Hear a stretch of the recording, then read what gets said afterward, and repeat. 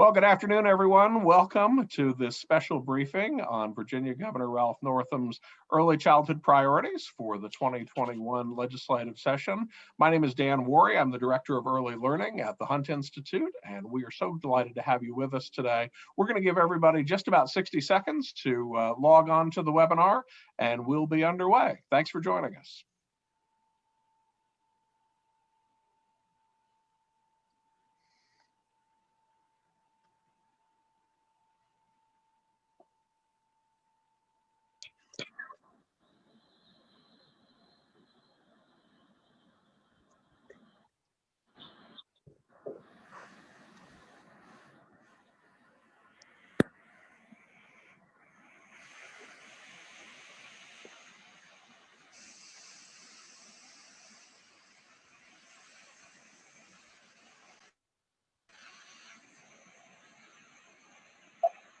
Sorry.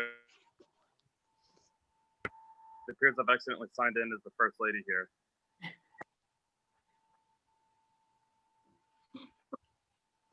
Well, once again, good afternoon, everyone. We're so glad to have you with us. This is the Hunt Institute's special briefing on Virginia Governor Ralph Northam's early childhood priorities for the 2021 General Assembly session, which will kick off in Virginia tomorrow. I'm Dan Worry, Director of Early Learning for the Hunt Institute. And as we get started, I'm going to turn things over to my friend and colleague, Javed Siddiqui, who is President and CEO of the Hunt Institute. Javed. Thanks, Dan. Good afternoon to everybody. Appreciate everybody making time to join us this afternoon. As Dan mentioned, my name is Javed Siddiqui. I have the good fortune of serving as the president of the Hunt Institute. As you're probably aware, this is an important week in the Commonwealth of Virginia as the General Assembly prepares to return to session beginning tomorrow. As has been the case throughout the entire Northam administration, he has made the needs of young children a top priority. We know that early education will be a major topic of conversation in this session. Just 1 year ago, the governor proposed a historic expansion of the Commonwealth's investment in early childhood education, proposing nearly $100 million in new funding. Of course, the COVID-19 pandemic forced Virginia, like all states, to pause and reconsider its resources just weeks after the announcement. And while progress was made in 2020, we entered 2021 with additional work to do to fulfill this vision, which is why we're hosting a special briefing today to introduce lawmakers and early childhood stakeholders from across the Commonwealth and several guests from across the nation to the governor's early childhood priorities for the coming session. We have a great panel of speakers who will be joining us for the conversation shortly. We're lucky enough to begin today with a few minutes from the governor himself. Though in a little different way than we had originally anticipated, late yesterday we learned that the governor had to change plans due to a meeting with the National Guard regarding the ongoing security threats in Washington, D.C. So he's unable to join us live this afternoon like the rest of our panel. But the good news is that just this morning, he was able to spend some time responding to the questions we had prepared to pose to him. And so he's able to join us today by video. So with our thanks to Governor Northam, we'll welcome him in briefly by tape.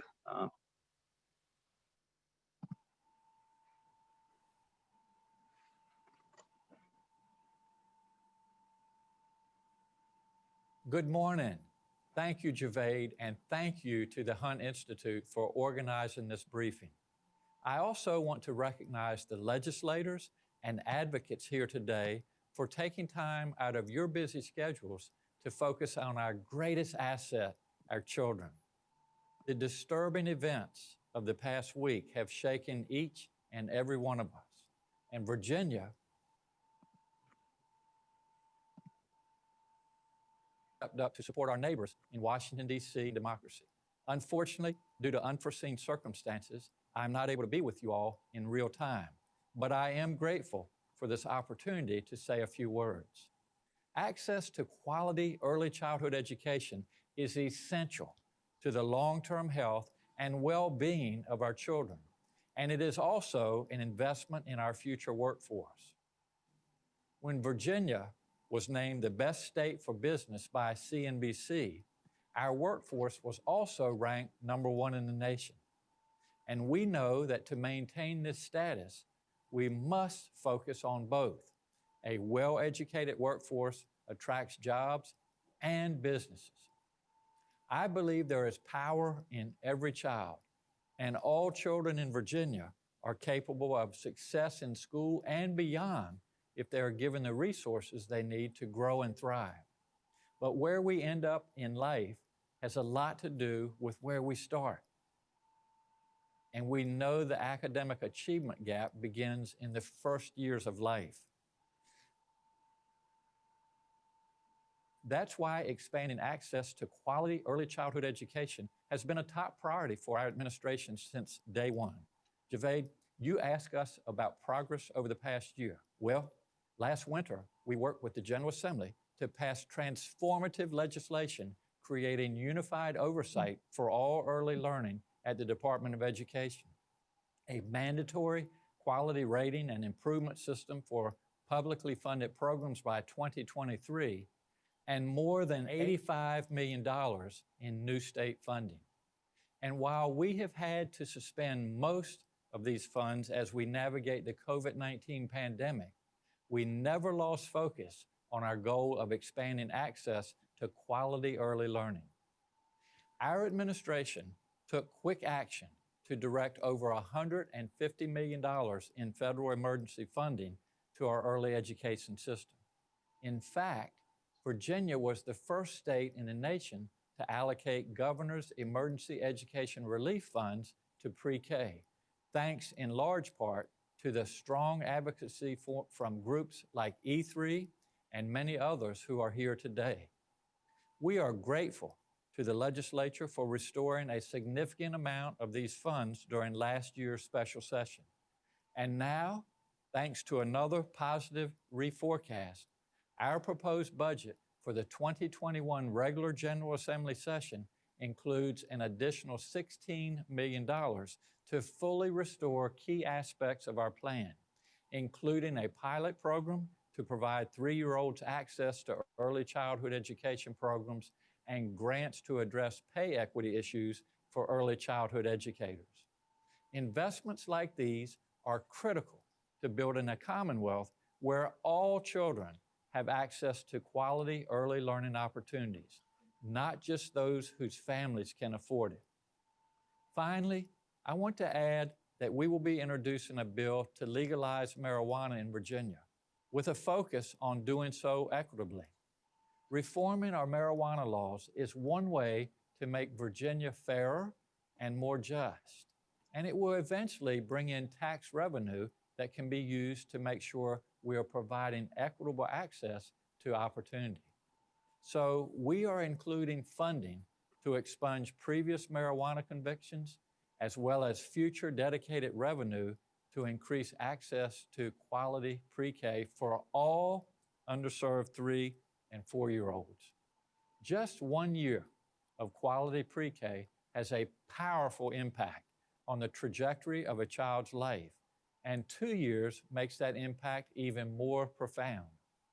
Yet in Virginia, 72% of 3-year-olds from economically disadvantaged households lack access to high-quality early learning experiences. This is about leveling the playing field, supporting Virginia families, and investing in our shared future. We would not be here today without the years of hard work from so many of the advocates and legislators who are here today, and I can't thank you enough. The First Lady, Senator Louise Lucas, and Jenna Conway will share some additional details about our early childhood education priorities for this session. Now, back to you, Javed. Well, we're so thankful for the governor's leadership and for him making time this morning, his crazy schedule this morning, to record this message, and looking forward to supporting his administration in the coming weeks. With that, I will first turn things over to one of my bosses, the Hunt Institute, and a colleague of mine on the E3 board, Secretary Laura Fornash, who will be bringing remarks on behalf of our president and CEO, Lisa Howard, and the entire board of Elevate Early Education. Laura. Thanks, Javed. Good afternoon, everyone. I have the distinct privilege of serving as a member of the Elevate Early Education Board, as well as assisting with their government relations and advocacy work. Angelica Light, board chair, is also on the webinar today. E3 is a bipartisan statewide advocacy organization dedicated to meeting the needs of Virginia's youngest learners. We wanted to take the occasion of this briefing to offer a welcome on behalf of E3, but most importantly, we want to express our strong support for Governor Northam's proposed early childhood agenda. Why do we feel so strongly that these investments are important for Virginia? You might already be aware that pre-COVID, 44% of Virginia's children were assessed as not being ready for kindergarten, or that 3 in 10 children fail to meet 3rd grade SOL passage in reading, with 2 in 10 failing to meet 3rd grade SOL passage in math. Post-COVID, these achievement, readiness, and reading gaps are widening all across the income spectrum. We believe that investments in early, high-quality, early childhood education programs are the key to addressing these disparities, which is why we're wholeheartedly supporting the governor's requests and hope the General Assembly will move quickly to enact them. I so appreciate the opportunity to be with you today, and will pass things over to Dr. Dan Worry of the Hunt Institute to introduce today's panel. Laura, thank you. We are so lucky to have this amazing panel with us here today. Want to introduce you to First Lady Pamela Northam, who is also chair of the Virginia Children's Cabinet, Senator Louise Lucas, President Pro Tem of the Virginia State Senate, and Chief School Readiness Officer for the Commonwealth of Virginia, Jenna Conway. Jenna, thought maybe we would start with you. We heard Governor Northam talk through these upcoming budget priorities at a very high level, but wanted to transition at this point and give you an opportunity to share the governor's priorities in a little bit greater level of detail. Absolutely. Dan, should I go ahead and share my slides now? Sure. Okay.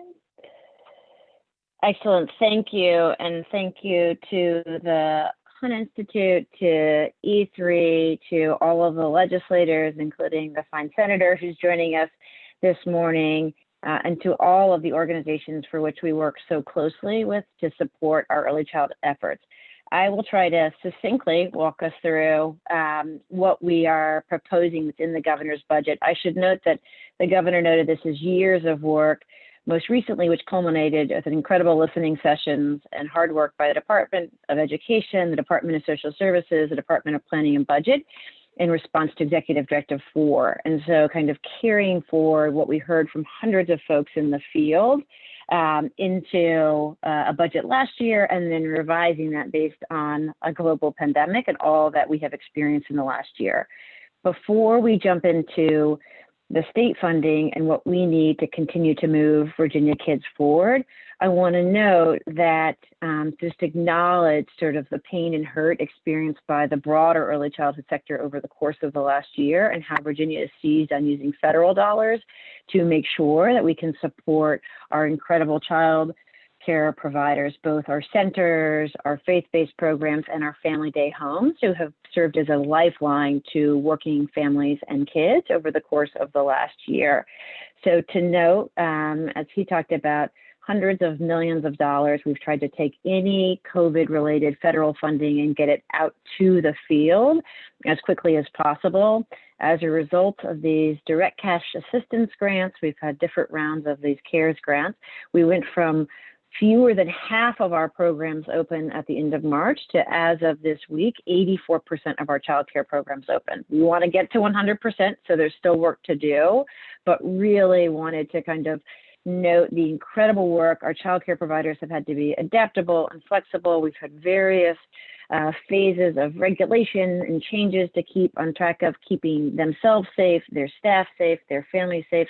They've done an incredible job. We have very few outbreaks in childcare. Our family day homes have been 80% open through every month of this pandemic, and we are pleased to be able to get these dollars out to the field. We also noted that we've been able to kind of help kids affected by COVID through things like our gear funding. So really we took a setback in terms of losing some of those dollars, the $85 million from last year, but trying to use these federal dollars to support the field. The good and the bad news is a lot of those dollars are used, right? We've been able, even prior to deadlines, to get those dollars out to our childcare educators who are on the front lines. But it does mean when we come back, and why we have such a big state ask is because those state dollars are needed to kind of for the sustaining investments. And I'll talk in a second why that's so important. But really to note, While some states have squabbled and had some challenges in getting the dollars deployed, Virginia has done an extraordinary job, and just wanted to sort of, again, express my thank you to all of our providers who have been open, and so excited to report that we are 84% open as of January of 2021.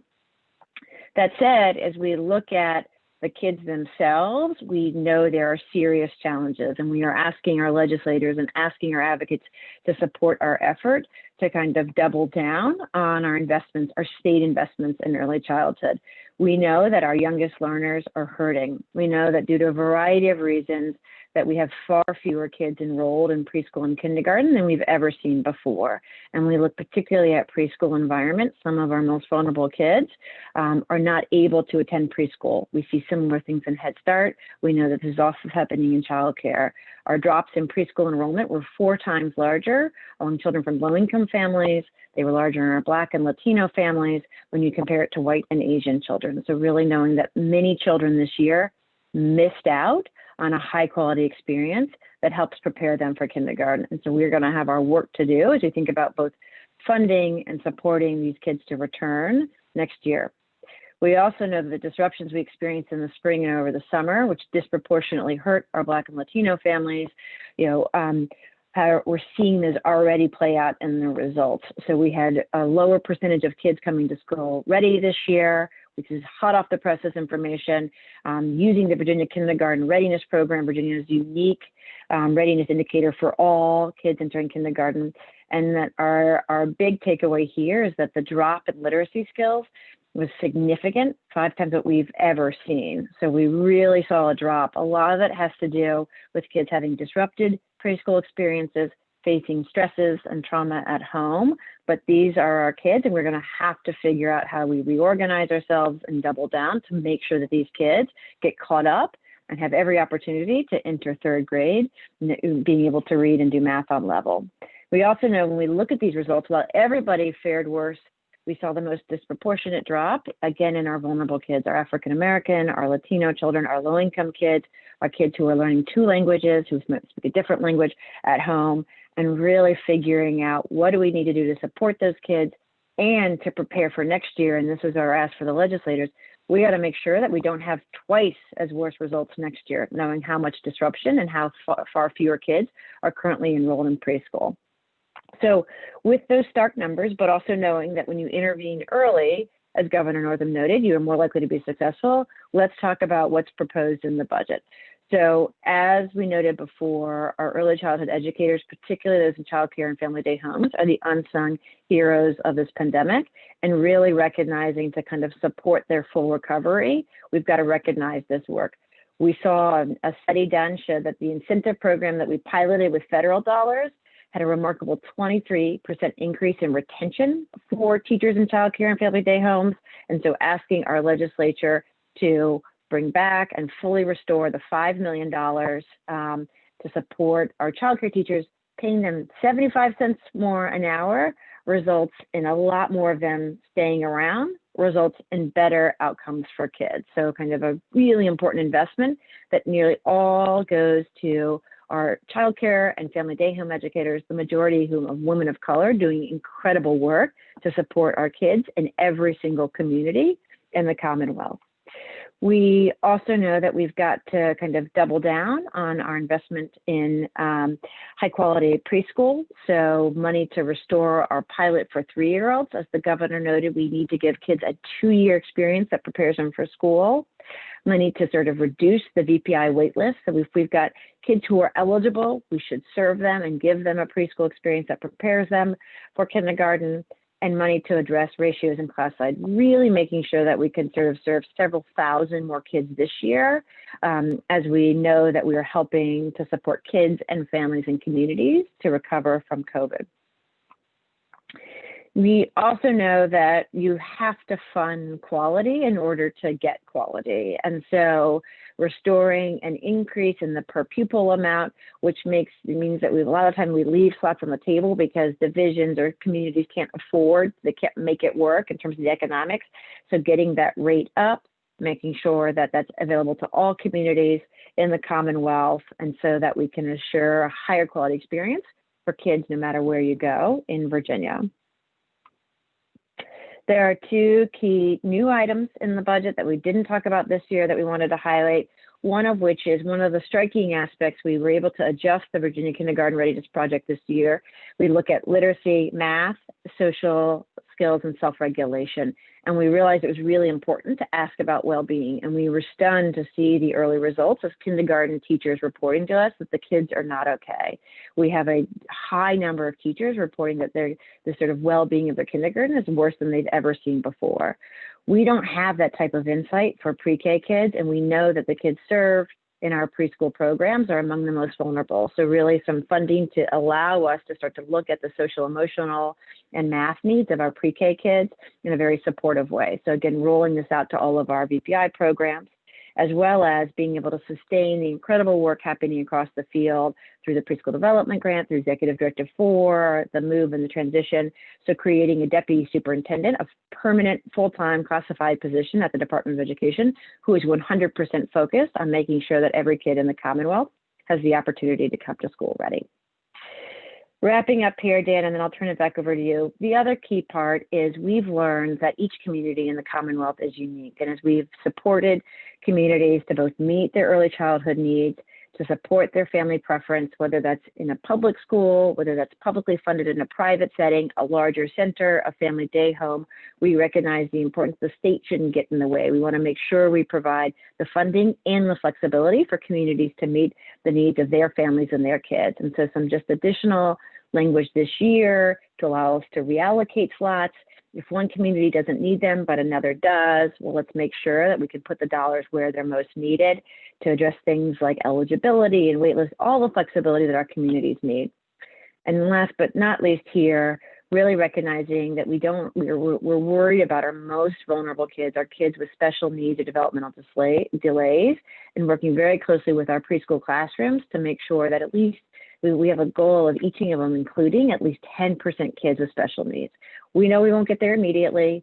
This is more around trying to kind of understand where our programs are able to provide full access to kids with special needs, where there are barriers, and how then the state can work with communities. So it's a target at this point in time, not a mandate, a target, and then will give us the information in future years to work with our communities to make sure that all of our kids, even our most vulnerable, our kids with developmental delays or special needs, are fully included in those high quality preschool experiences. So with that, I'll wrap up. Here is the key contact for those who have additional questions about this, but all in all, a comprehensive package focused on getting our childcare back to where it's needed, recognizing our most vulnerable educators, and then making sure more kids in Virginia have the opportunity to access a 3- and 4-year-old preschool experience in public and in private settings that fully prepares them for kindergarten, for life and beyond. Jenna, thank you so much. I mean, that is really helpful, but also such interesting data there that maybe we'll come back to a little bit later in the conversation. I've got several questions I want to pose to extend that conversation, but before we do, I think maybe we'll move on and check in with Senator Louise Lucas, who is joining us today. Senator, obviously the General Assembly comes back into session tomorrow. Wanted to talk with you a little bit about why early childhood has been such a priority for you during your time in office, and what do you see as the prospects legislatively for the governor's budget proposals? Well, thank you for inviting me to participate here today, Dan. Early childhood education is not a new issue for me. This is an issue I have been passionate about for years because I've seen firsthand the powerful impact a quality Head Start program can have on a child.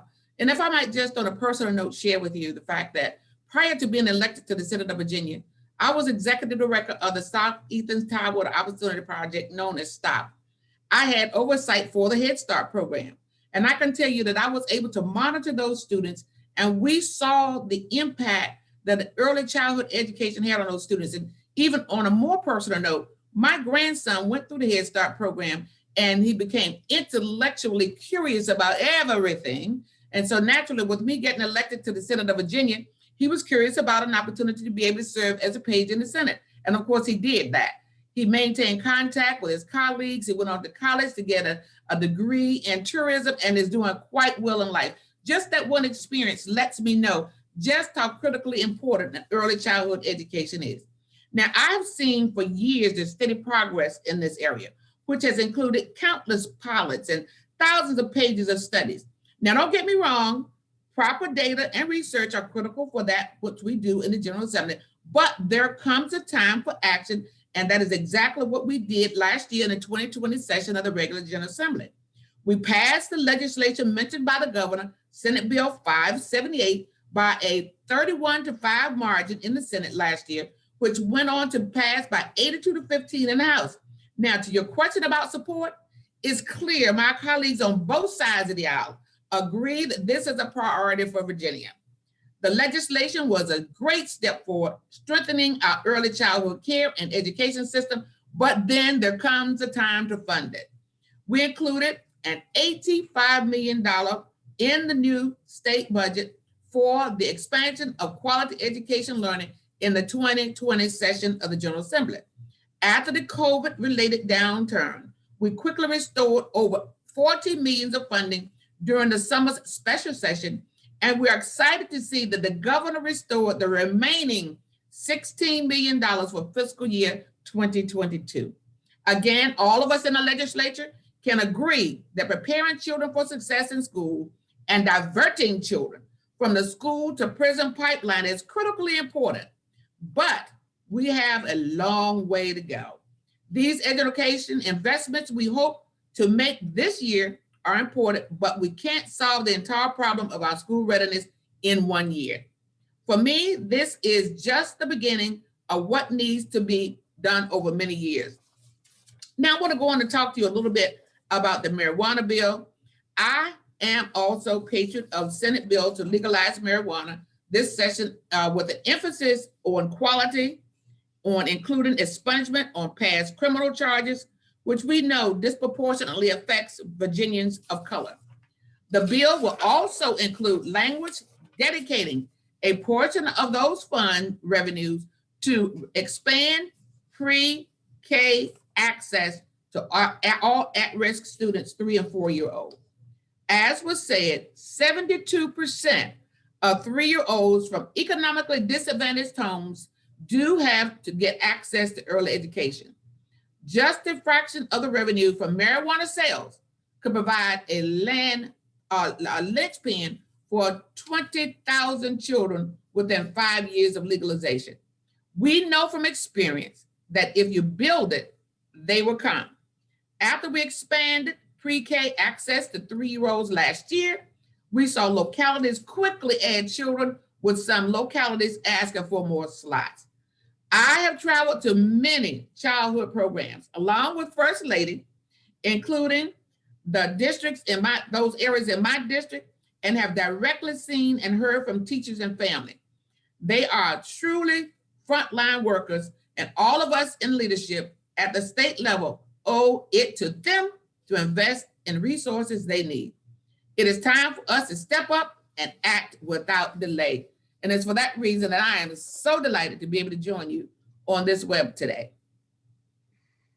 Senator, thank you so much. And we'll turn to First Lady Pamela Northam. Mrs. Northam, I know most of the audience with us today is probably from the Commonwealth, but I know that we've also got some national audience, as we always do with our Hunt Institute programming. So want to just take a moment to stress to those who are watching, I just don't think we can overstate the importance of the role that you have played over the past several years in advancing early childhood education. So much so that I know I've been on multiple calls here where people have noted that just because the governor is term limited doesn't mean that you have to stop.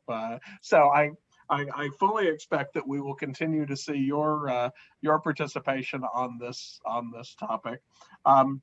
We've talked obviously about the specific goals that the governor has laid out here for the coming legislative session, but through your role in this work, I'm interested in kind of taking a broader view now of early childhood education. As you look out a year, 5 years, even 10 years into the future, what do you see as the next steps for early childhood in Virginia?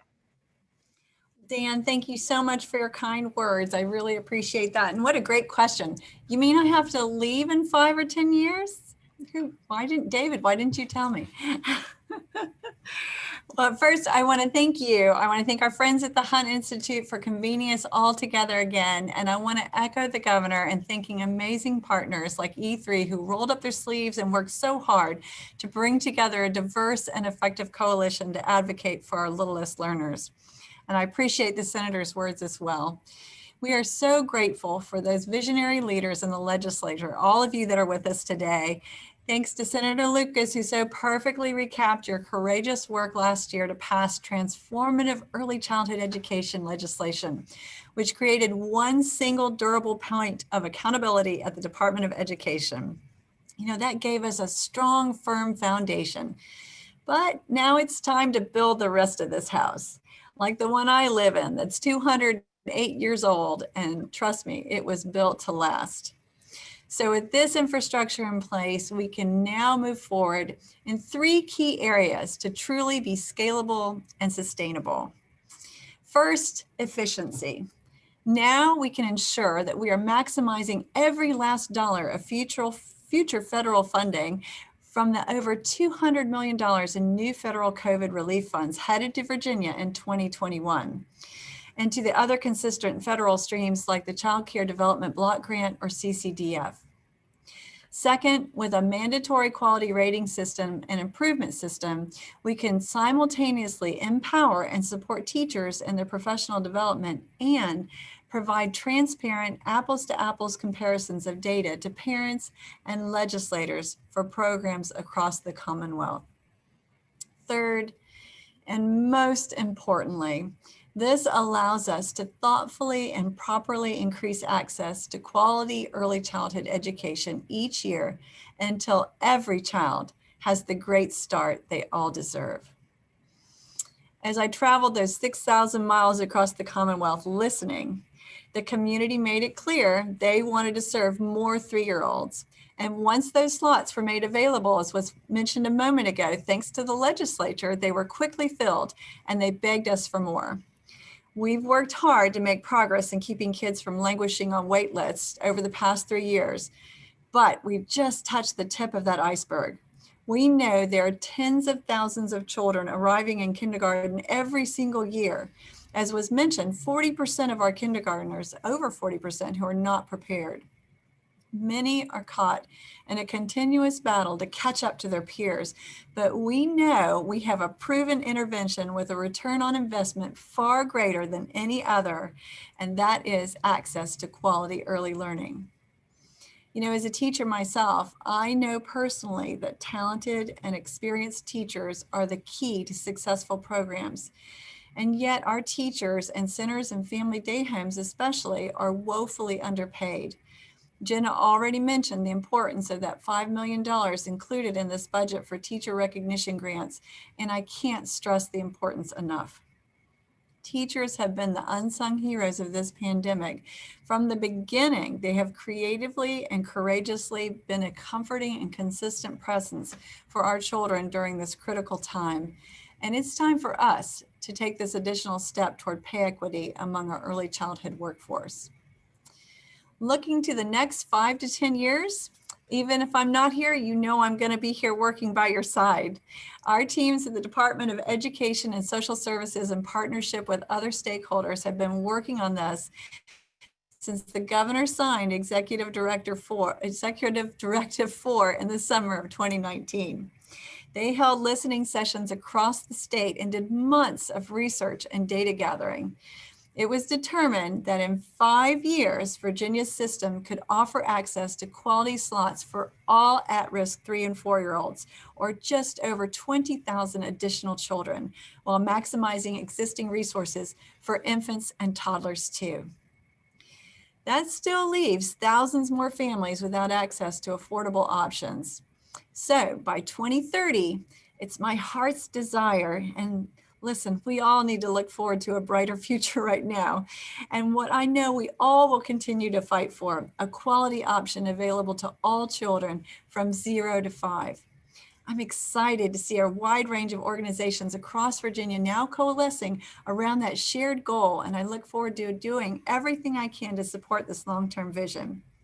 But it starts tomorrow. History has its eyes on you. as my favorite musical says.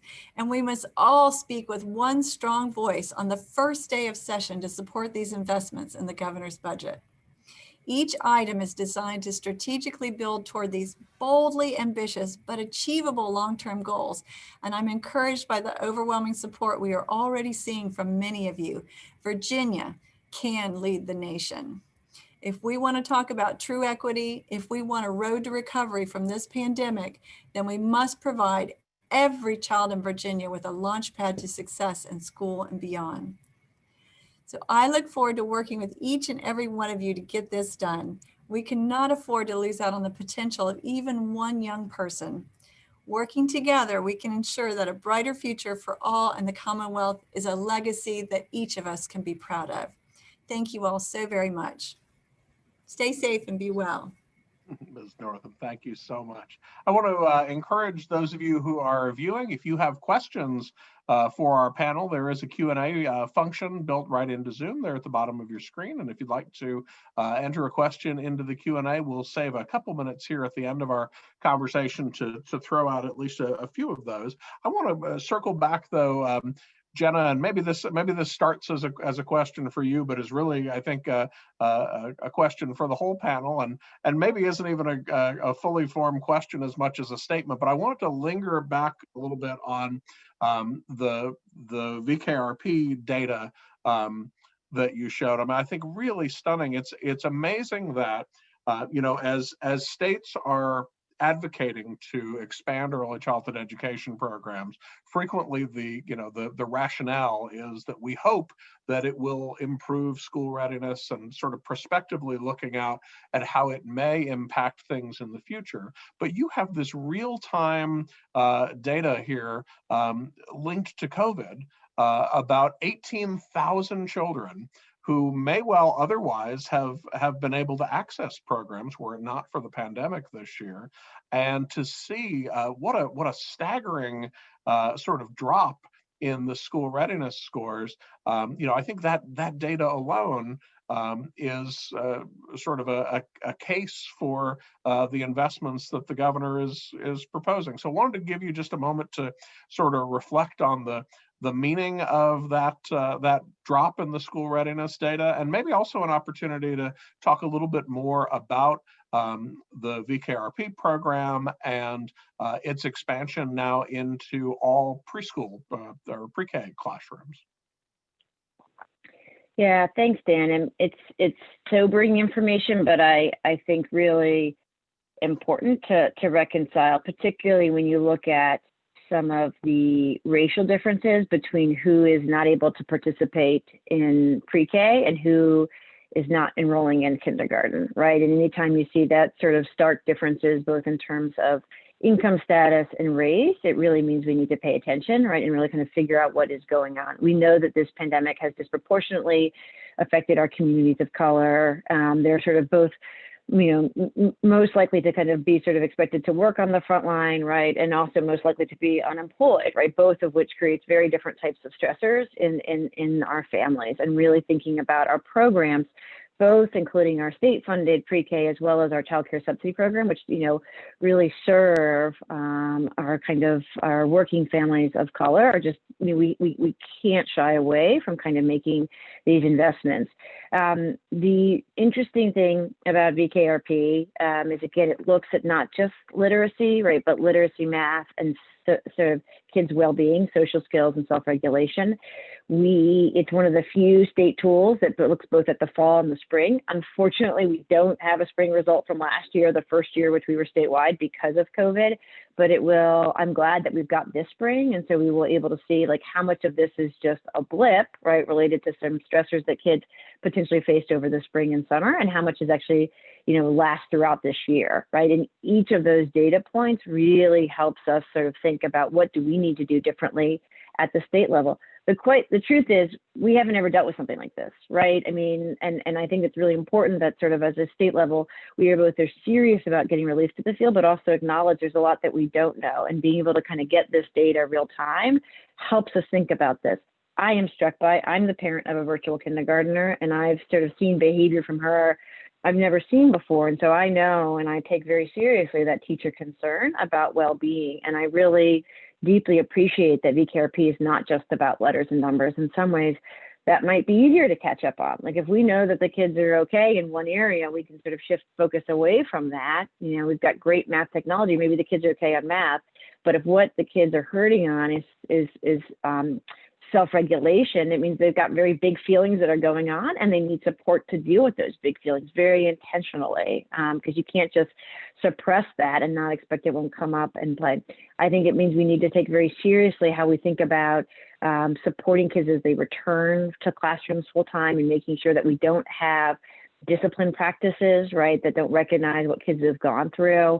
And so for those reasons, we thought it would be really important to understand in pre-K where our kids are at and rolling that out. And the key piece is when we look at who pre-K and who Head Start and who our child care programs, our subsidy programs serve, we know that these families are facing tremendous disruptions.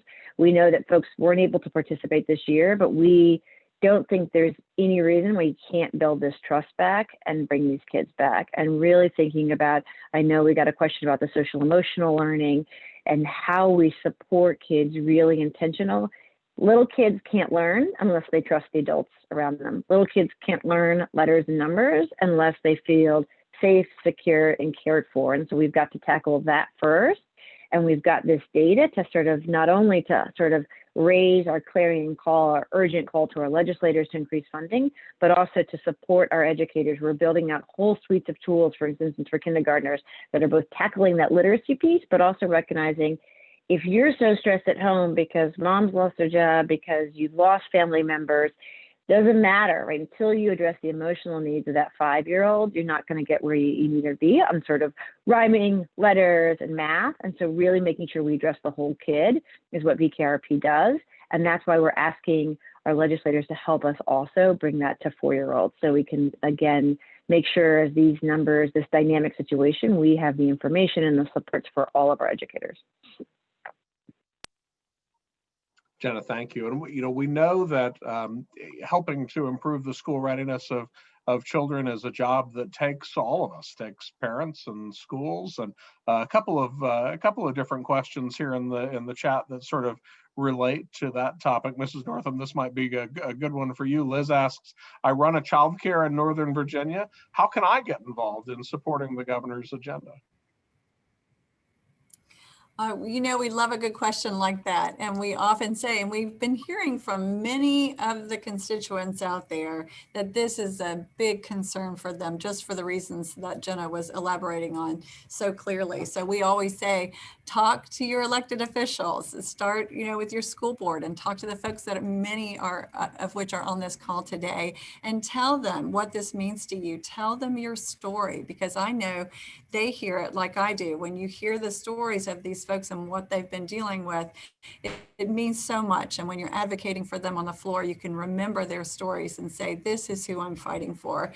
This is the future we want for our children and for our communities, thriving, healthy communities and laughter-filled, loving homes for our children. So we can all work together on that. And I'm so glad she's asking how to advocate, because that's one of my favorite things to hear is how to get more involved, reaching out to local advocacy organizations and her own teachers organizations of support as well, because we often hear their voices in the room, which is important. We so appreciate them coalescing around supporting our educators as well. It's a great question. Talk to those legislators.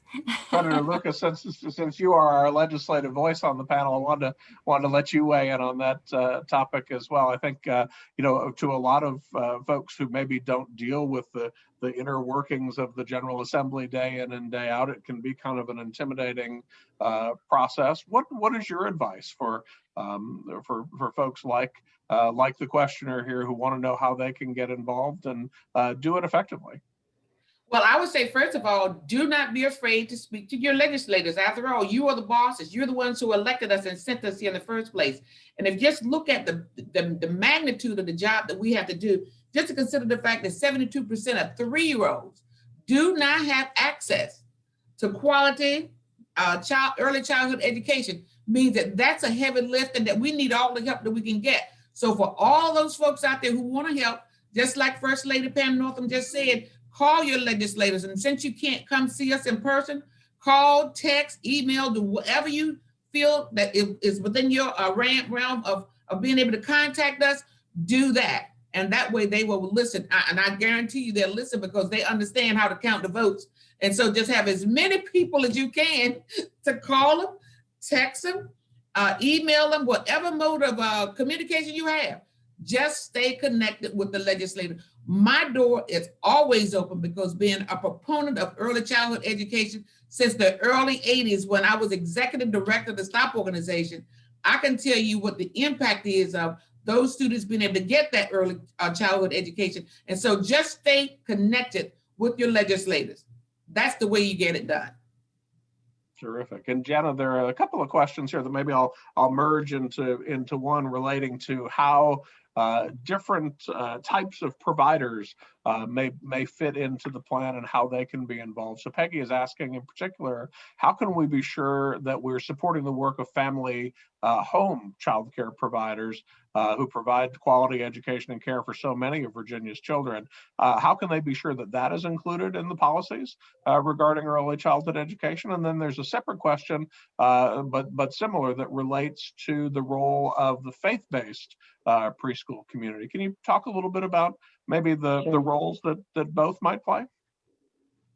Absolutely. And one of my favorite things about working with the early childhood sector is the incredible diversity of the providers, right? And so, I mean, we have our family day homes. We've got them from rural Virginia, where you're the only operator literally from miles away, to Northern Virginia, where you speak the same language as the families around you in your local community. We've got our faith-based preschools. We've got our big child care centers. We've got our franchise child care centers. We've got our mom and pop operators.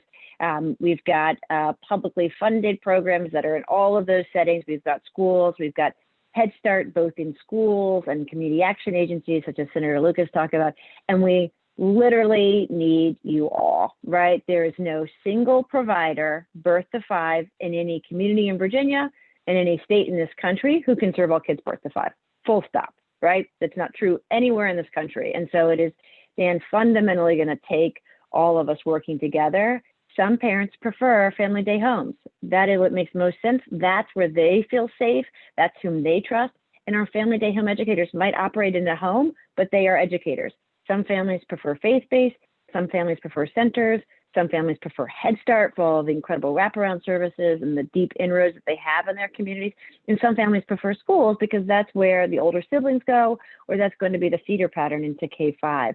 And that we need everybody. We absolutely need everybody. And sometimes the early childhood sector folks can squabble within, and we don't want that anymore. And part of the reason for the legislation last year, we want a big tent, a big umbrella. We're at the Department of Education. We're going to recognize all of them as educators. We recognize that we also each will have unique needs, right? We're not going to have requirements for family day homes that don't make sense, right? It would not be fair, for instance, to require a bachelor's degree in a family day home that's too unaffordable, and that would force folks to close down. We're not going to close down anyone. Instead, we're going to figure out how we can measure and support quality improvement across all of those settings. We want to encourage everybody who's willing to take public dollars to serve our most vulnerable kids and families, and then we will support you to be the best that you can be. We have our incredible entrepreneurs, our family day homes, our Head Start operators, our child care centers, who really have remained open throughout, who have been so nimble. They've changed their practices, right? They've put on masks. They've figured out how to clean. They have whole new procedures for entering and leaving. They've done all of that, right? And they've just demonstrated yet again that their passion is about kids. And so we want to harness that passion. And literally, no matter what name on the outside of the building, what type of building, or who funds you, we want you to be a part of this. We need you to be a part of this because you play an essential role. You're not a worker, you're not a babysitter, you're an educator, and you are a part of a solution, because we have too much work to do, as I just talked about, Dan, to preparing all these kids for kindergarten. Absolutely. Another, and Senator Lucas, there's a question in the sort of related to the role of Head Start. Since you're our former Head Start leader representative on the panel, you want to say anything about the important role of Head Start? Yes, I do. As I indicated earlier, we were able to create a matrix where we could track those students who had gone through the Head Start program and we compared the progress of those students to other economically disadvantaged students in some of those same communities who did not have access to early childhood education, and the difference is vast and stark. And as I indicated before, this helps us to eliminate that prison to pipeline for students who otherwise don't get a good start in life. I mean, this is critical. This is critical to developing people for the jobs of the future. We need to do all we can at this level because, as you all know, the education of a student starts very, very young. So we need to start molding those young minds. And I can think of no better program than Head Start program, Early Start programs, any program that prepares a child for kindergarten and for elementary school. There's no better start than those 3 and 4 year olds. Absolutely. Question here, Jenna, maybe this one for you. Given how many 3-year-olds don't have access to quality early childhood programs, is expanding home visiting programs a possible strategy that the state's looked at? Certainly, and I think we know that there's also a strong evidence basis around the home visiting. We've worked very closely with, I think they've had some similar efforts through Early Impact Virginia around kind of figuring out, we've got a lot of different programs across the state and how we better coordinate and strengthen those programs. And again, continue to maximize both the state and federal dollars. And I know that work's underway.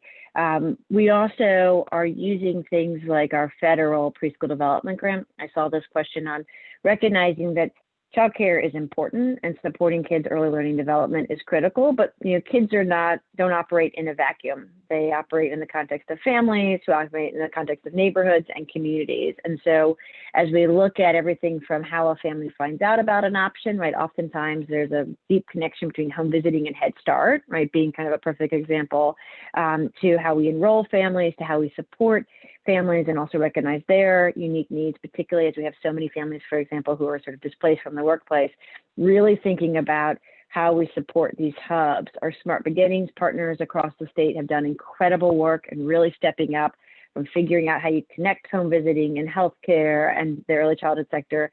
We have a lot of our childcare providers, I'm not talking about this now, but at least half of our childcare providers are serving school-age kids this year, right? And so it's a whole new kind of connection in terms of families and school age and Smart Beginnings. And so wanting to just recognize it definitely takes a village, and home visiting is an essential part of those efforts as those get to those youngest of children, and really supporting our parents to be the incredible people that they need to be. Our parents are our children's first educators, and really important to support them. Jenna, a question in the chat about the expansion of VPI for 3-year-olds, asking whether all licensed facilities will have the opportunity to participate in that expansion program, including faith-based licensed centers. Absolutely. So that's an important piece. We have added something called the community provider add-on this year, which allows us to provide some additional funding when we offer VPI slots in private settings. And our reason for creating a measurement and improvement system that could include all programs that take public dollars is it really helps you say, again, regardless of the name on the outside of the building or the funding source, how do we support these programs? I will have to check. I think there's some issue as it relates to state funding and faith-based programming. So that might be the only barrier, which we can double check on with our attorneys. But broadly speaking, if we can't use state funding, we can use federal funding if that's, better suited. But I think the important point is, Dan, we really want to make sure that there's high quality preschool, in a variety of public and private settings. And we know that we need the public dollars to make sure those families that can't afford it have access. And we know some of those families might choose family day homes, they might choose faith-based programs. And so to the extent legally allowable under the law, making sure that we set up the systems to do that and work with our local communities to figure out what families prefer and how to get them seamlessly enrolled. Terrific. Great sort of policy question here in the chat. Maybe Senator Lucas and Jenna may have some insights on this, but obviously as states expand pre-kindergarten and federally funded Head Start programs are both serving, in some cases, 3 and 4-year-olds. Question is, how can we guarantee that Head Start and VPI are not competing, but working together to serve the maximum number of 3 and 4-year-old children? Senator Well, Lucas, you want me to take a first cut or you want to go first? No, you go ahead first, Jenna, and then I'll follow on.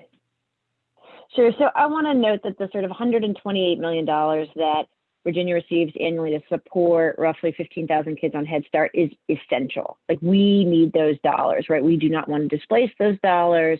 And we know that these are our most vulnerable kids, right? The sort of the highest threshold for eligibility have to be below the poverty line. These are the families that need the most comprehensive services, right? And so it's not just about the child, it's about the family and the kind of the workforce supports, the food, the nutrition, all of those supports. And so Head Start is essential. And so we've really tried to, in both the language and in practice, wrap VPI, wrap subsidy around Head Start, right? With this idea being that we need every single one of those dollars. They employ Virginia individuals, they support Virginia families. One of the things that we've done is really trying to kind of make sure that that's clear, and then also work with our communities to better coordinate enrollment, and then provide some flexibility on the VPI side. So we also know, somebody asked about moving towards universal. Right now, we want to prioritize our more vulnerable, more at-risk kids and families. But we also know that that looks different in Fairfax than it might be in Lee County, right? And so we've provided additional language around flexibility, what it takes to live in our higher cost of living places.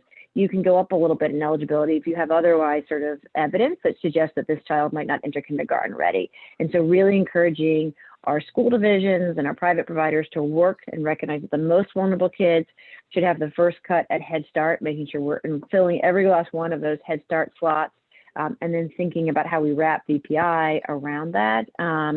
It really takes local coordination and collaboration, and we continue. I work with Senator Lucas, I work with the Head Start Association, I work with all of our incredible grantees across the state, but there's room for both, and we need every last dollar in both buckets. And we are gonna, that's why we want reallocation, so that we can make sure that we're flexible in Richmond and can meet the needs of the community without losing a single Head Start slot. And Dan, following on to Jenna's remarks, I'd just like to say, as was stated earlier, 72% of 3-year-olds from economically disadvantaged homes do not have access to quality early learning. What that suggests to me is that there's enough work out there for everybody. This is not, this is no small task. In order for us to make sure that we provide the quality early learning to all of these students, it's going to take all hands on deck. And so, as Jenna had stated earlier, we're going to need everybody putting their shoulder to the wheel to make sure that we get these children the best quality early learning possible. And so with that, with the funding, we just want to make sure that everybody has an opportunity to participate to help us build the leaders of tomorrow. Senator, thank you. And we are running right up against the top of the hour, so I know we're going to have to wrap up here quickly. Before we go, let me ask you each just a very quick response, and maybe Senator, we can start back with you. What is your greatest hope going into 2021 for the children and families of the Commonwealth? My greatest hope is that we will fully fund these programs as we know they should be in order for us to prepare the leaders for tomorrow. And with the governor and first lady steering this ship, there's no question in my mind that we're going to get there. That's my greatest hope. Senator, thank you. Jenna, same question for you. My greatest hope is that we're able to continue to get these dollars out and we see better results for kids next year. I fundamentally believe we can do better. And I think particularly if we see in our English language learners, our African-American Latino children, our children with special needs, if we can support them to rebound and recover, then there's no reason we can't help all kids. And First Lady Northam will let you wrap up the hour. Well, thank you, Dan. Thanks again to everyone on this call today. You've already demonstrated that our children are our greatest treasure and our priority, and it is going to be our way back for recovery. And I truly do wish that everyone is safe. I hope that we have healing very soon, that we can get the vaccination out to everyone, and that we can, looking for a brighter future, look to our children. And we know they're our very best investment. They're our greatest asset and our greatest treasure. And I thank you all so very much for supporting this budget. That will be the beginning of a wonderful journey in providing for every child in the Commonwealth of Virginia. Thank you all so very much. Stay well. First Lady Pamela Northam, Chief School Readiness Officer for the Commonwealth of Virginia, Jenna Conway, and Senator Louise Lucas. Thank you for taking the time to join us today for this special briefing. Mrs. Northam, I hope that you will extend all of our thanks and prayers for the governor during this difficult week. We hated that he couldn't be with us, but we're so delighted that he was able to join us, at least sort of virtually today. The last thing I did want to mention, several questions in the chat related to whether there will be a transcript or a video available of this session, or whether, where you can access that data. Did want to note for you, we have been broadcasting live, not only to those of you who registered on Zoom, but on the Hunt Institute's Facebook page. And so momentarily, as we wind down, I think it takes 4 or 5 minutes maybe to get the video uploaded, but if you want to go back and replay any of this conversation today, eventually it'll be on the Hunt Institute's YouTube channel, but you can go back almost instantly and re-watch any of this conversation if you click on the videos on the Hunt Institute's Facebook account. So please invite you to go and do that. And with that, I want to thank all of you for joining us. We had a great crowd today and just a tremendous panel. Panelists, thank you again. And we wish you all a good afternoon. Thank you. Same to you. Thanks, everyone.